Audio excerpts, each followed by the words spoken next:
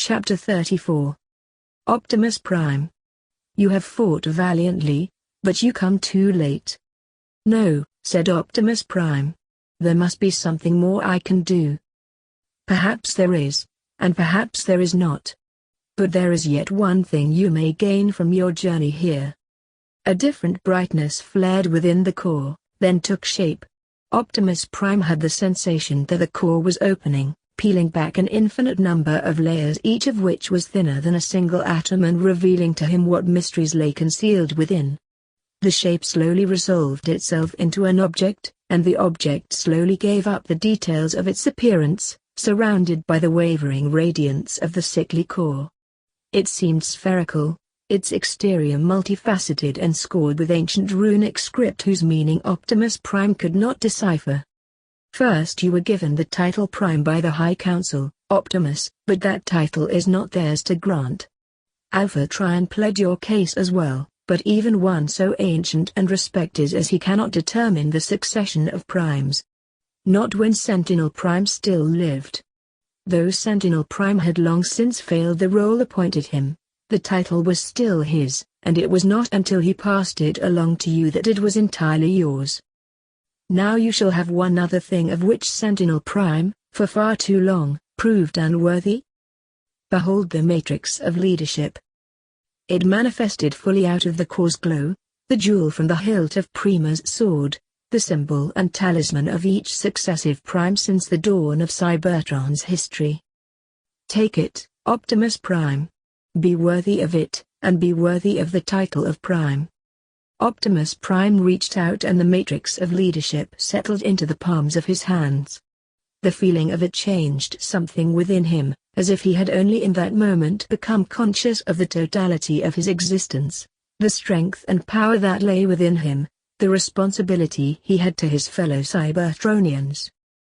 Take the matrix of leadership into you, Optimus Prime. Let it guide you as it has guided the primes who came before you. May it defend you as it defended Prima until his time had come to yield it. May it keep you on the righteous path and guide you when you are uncertain. May it strengthen you both in body and in spirit. May it be the light within you, that you may be the light of the Transformers who would follow you. I am not worthy of this, Optimus Prime said, just as he had when the High Council, so many ages in the past, had first bestowed the title on him and touched off the war that now, only now, perhaps now, might be coming to an end. You are. But it is up to you to remain worthy of it. This is the essence of Primus, the animating principle of all Cybertron and everything that has ever lived on Cybertron. He felt his body absorbing the matrix of leadership as he brought it to his chest. It infused him with its sense of not invincibility, but certainty. Power without the desire to use that power over others. Now you are truly Prime. And now you must lead your Autobots on the most perilous journey yet undertaken by any Cybertronian. Optimus Prime listened. He was dimly conscious that Jetfire was talking to him, but the voice of the core was far more important. He shut out the physical world and listened only to the core. The dark energon is gone, the corruption spikes are broken, the plasma energy chamber, which was an infection that spread through the body of Cybertron, is purged. In this you have done well. But the core, this 131 core, is terribly damaged. Eons will pass before it can generate enough energon to sustain Transformer civilization again. And eons will pass before the material, the crust and structure of Cybertron, is again able to sustain the cities and industry of Cybertronians. The dark energon sickness was deep, and the healing must, too, be deep. So you must leave, Optimus Prime. You must lead your Autobots out into the vastnesses of space. Use the space bridge if you can, but even if not, still you must go. Build a ship that can carry every Autobot and go. For if you do not go, you will die, and the Autobot movement will die with you, and all that will be left of Cybertronian civilization is the few Decepticons who might survive the endless ages in the ruins until the core has healed itself and Cybertron can live fully once again. Wherever you go, wherever the Autobots follow, you must return, Optimus Prime. You must return when the planet has had time to heal.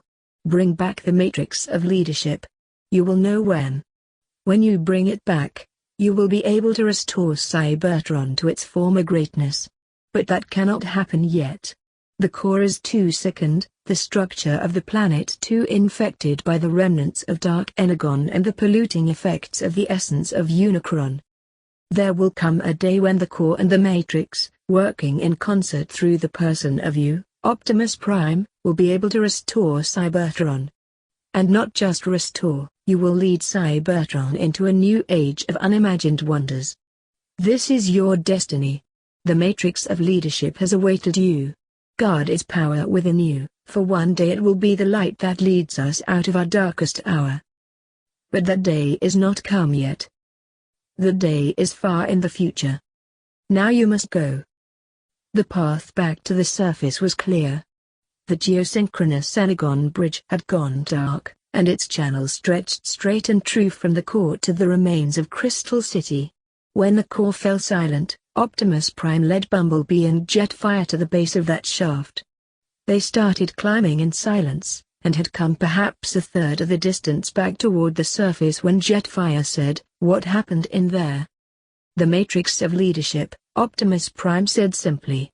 "Cybertron granted it to me." "What did you mean when you asked where?" Jetfire said. Optimus Prime was silent. "Where what?" Jetfire asked. "You saw the state the core was in, didn't you?" Jetfire and Bumblebee both nodded.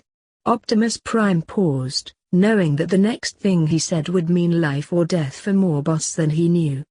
"If Cybertron is sick, then we must leave Cybertron until it can heal. That is what the core charged me to do. Lead the Autobots away from Cybertron until..." He trailed off. The truth was, Optimus Prime did not know how long they would have to be away from Cybertron, or what awaited them out in space, or what would happen if they survived long enough to return. "But we have nowhere to go," Jetfire said. "Do we just run for it?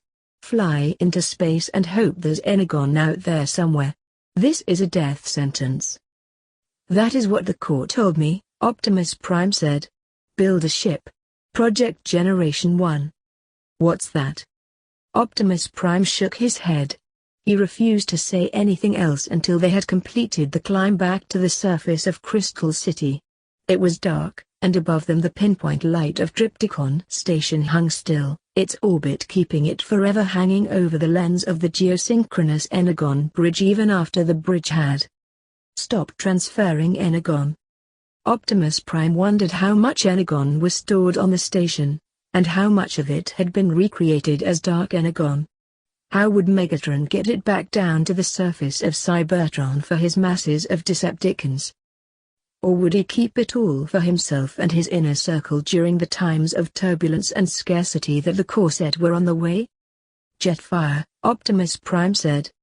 "Mind giving us a lift back to Iacon?" Hanging on to Jetfire's wing, Optimus Prime looked down over the shattered landscape of Cybertron. Now all of Cybertron was Optimus Prime's responsibility. He had to care for it and lead it forward the best way he knew how. And it was dying. Much of it was already dead.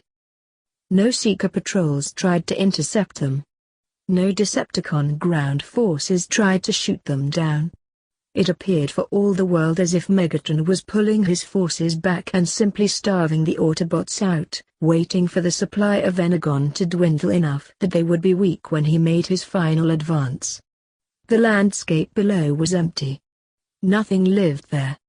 An Energon spring, which for as long as Optimus Prime could remember had provided sustenance for a large part of the population around Callus, was utterly dry. Surrounding it were the signs of a battle, and the blasted frames of the dead. The matrix of leadership, absorbed into the very fiber of Optimus Prime's body and being, showed him in a flash the history of all others who had held it, all the way back to Prima himself. He understood fully the scope of his responsibility, and the pain that came with it. He understood that the core did not speak lightly, and that his responsibility was to the long arc of history, not just to the friends who would speak to him today. By the time they reached Iacon, Optimus Prime knew that leaving was the only possibility. Not all of the Autobots felt the same way, however. Jetfire remained the most vociferous proponent of staying to fight it out. "If we have to die," he said to the assembled Autobot Command Trust in the Hall of Records reading room, "let us die on our home planet, fighting for it. Not running out into space after we waste who knows how much time and life building a giant ship when we could be fighting. We'll never make it back, and we will die knowing we fled and failed." "Not me. You are not understanding this," Alpha Trion said. "During the time of Cybertron's healing, the planet will not be able to support more than a fraction of the life that exists here now. Autobot, Decepticon, unaligned. All will die unless they leave. And for the Autobots, the choice will be to die for lack of resources, die at the hands of Decepticons, or succumb to Dark Energon, while it lasts, and then die when it is gone. Death, death, death, or death," Jazz said. "If you're asking me, I'm going to go for the death that has a ride in a spaceship first. Let's build this Arkansas." "Jetfire," Optimus Prime said. "Prime," the former Seeker acknowledged.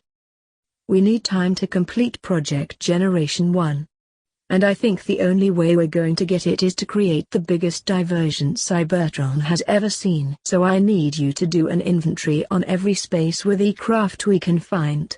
Are there enough to get every Autobot off Cybertron? If not, how many of them can we get? If you can't get everyone, how do you decide who stays and who goes?" Prowl asked. Optimus Prime shook his head as he looked up and out the windows toward the crater of Omega Supreme's crash. "I don't know," he said. "And it doesn't matter. All that matters is that Megatron believe it for long enough to finish the arc." "We're all going to die for this arc," Prowl said, "while you're wasting time and Energon building it. Megatron is building the army that's going to come from the east and destroy Iacon." "That's my decision," said Optimus Prime. "I have made it. If you don't want to go along with it, you know what the other choices are." And later he asked Alpha Trion, "It's begun. Will it work? If you don't do it, all of the Autobots will die, and Cybertron itself will die," Alpha Trion said. "I am doing it. Project Generation 1 is begun." "Not all of the Autobots believe in it, though," Optimus Prime said. "Not all Cybertronians have ever believed in anything," Alpha Trion said. "Unanimity is not a character of our race." The archivist looked worn. He was refusing his full portion of Energon, arguing that it needed to go to those Autobots who might be called upon to fight. "Alpha Trion, you must choose the Energon you're allotted," Optimus Prime said. "I'll make it in order if you insist. And I'll refuse it, and if you throw me in prison I won't be able to do what you want," Alpha Trion said. "You don't have time to work over engineering plans." "I do." There was no arguing that. "Now leave me alone so I can plan," Alpha Trion said, and Optimus Prime did. I'm glad you enjoyed that video/gameplay. Just remember to hit that like button, subscribe to the channel, and leave a comment down below. Until next time, goodbye!